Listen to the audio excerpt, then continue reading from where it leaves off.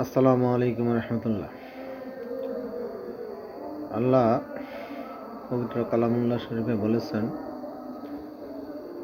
কুল্লু নাফসিন যায়কাতুল মউত, প্রত্যেক জীবের একদিন মৃত্যুর স্বাদ গ্রহণ করতে হবে। শুধু যে মানুষ মরবে তা নয়, আল্লাহর সকল জীবেরই মৃত্যুর স্বাদ গ্রহণ করতে হবে। কিন্তু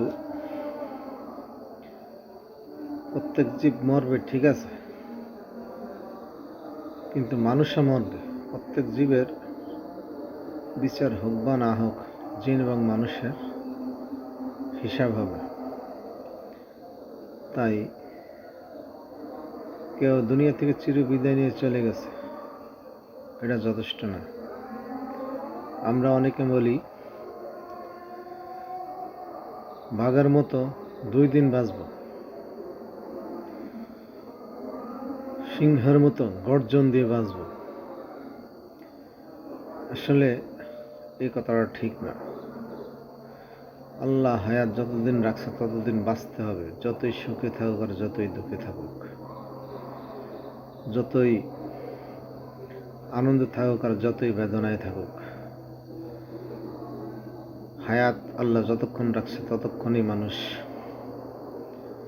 বেঁচে থাকবে। হায়াত যখন ফুরিয়ে যাবে, সুখে থাকলেও দুনিয়া থেকে চিরবিদায় নিয়ে চলে যাবে, দুঃখে থাকলেও চিরবিদায় নিয়ে চলে যাবে।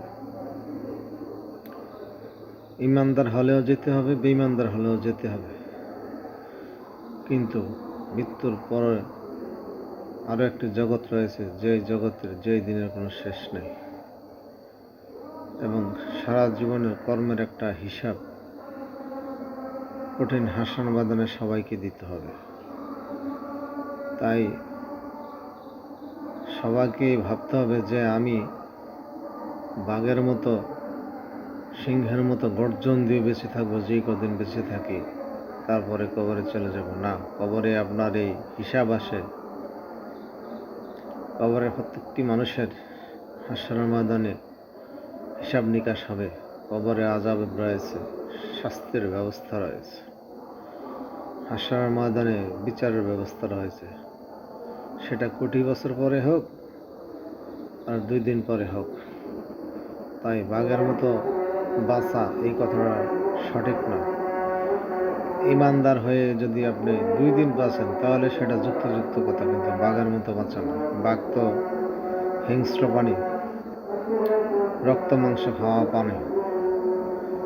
তাই আপনি বাঘের মতো বেঁচে কি করবেন? ইমানদার হয়ে যদি মৃত্যুবরণ করতে না পারেন।